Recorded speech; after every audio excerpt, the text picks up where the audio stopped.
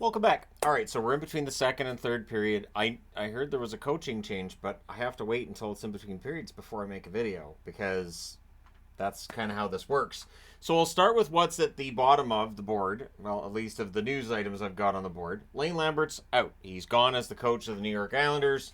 It's not because I did a video yesterday on which coach was next. It's Lou Lamoriello understands, and for the New York Islanders, they cannot afford to lose this season.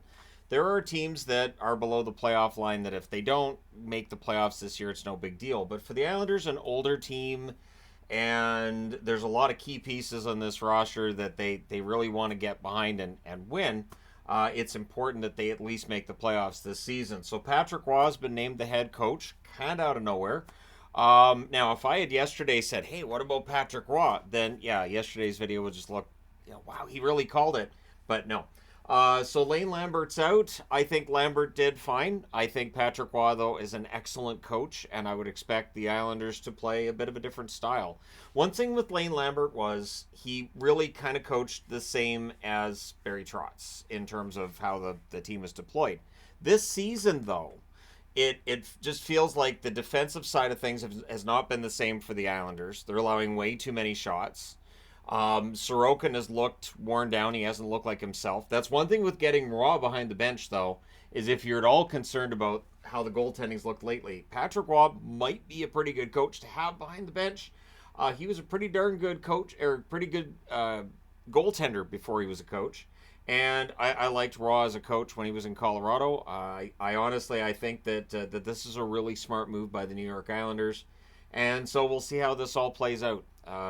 I again, just because you're a great player doesn't mean you're a great coach, but there are exceptions, and to me, I think Patrick Roy is an exception. I really do. I think he's a very good coach, and so we'll see how it turns out. But if you're an Islanders fan, are you excited?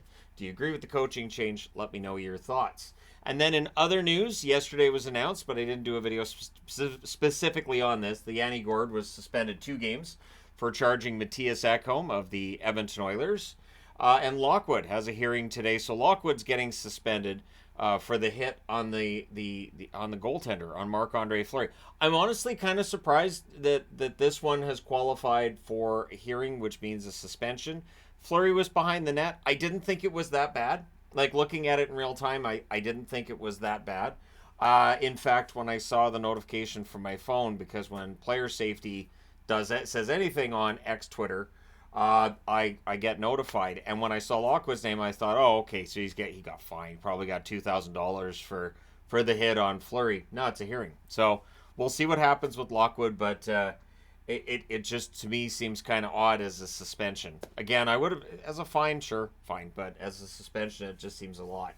Speaking of a lot, Alexi Protas. Now I like Alexi Protas, don't get me wrong, but this is paying for what the player is going to do.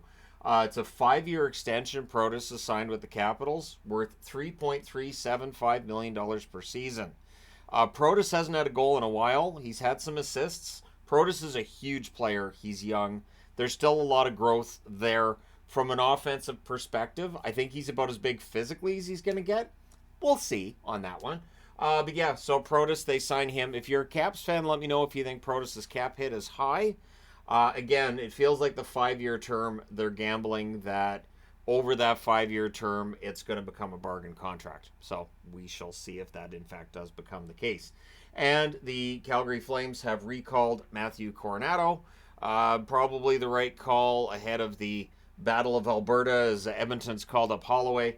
And it's not on the board. It happened yesterday. I don't think it's huge news that Spencer Martin was picked up on waivers by Carolina. But I should mention it in this video because I didn't mention it yesterday. Spencer Martin gave Columbus some good goaltending while he was there. Better at the start than at the end, but still. As a fill-in while Kochetkov's hurt, no harm in picking up Martin. It allows Parrots to go back down, and it may give Ronta a game off as well. So let me know what you think about that as well. So again, let me know your thoughts in the comment section below as always. I know the Patrick Roy being named coach is the big thing, so talking about that first, but let me know your thoughts. Hit like and subscribe if you haven't done so already. And hey, it's Hockey Day in Canada. It's a lot of fun having hockey all day. and in a way where it's not that difficult for me to keep up, really. So once the third period's done in the other two games, there will be a review on the channel, and then I'll probably get another video done before the evening games get started. So thanks again for all your support. I will talk to you again soon.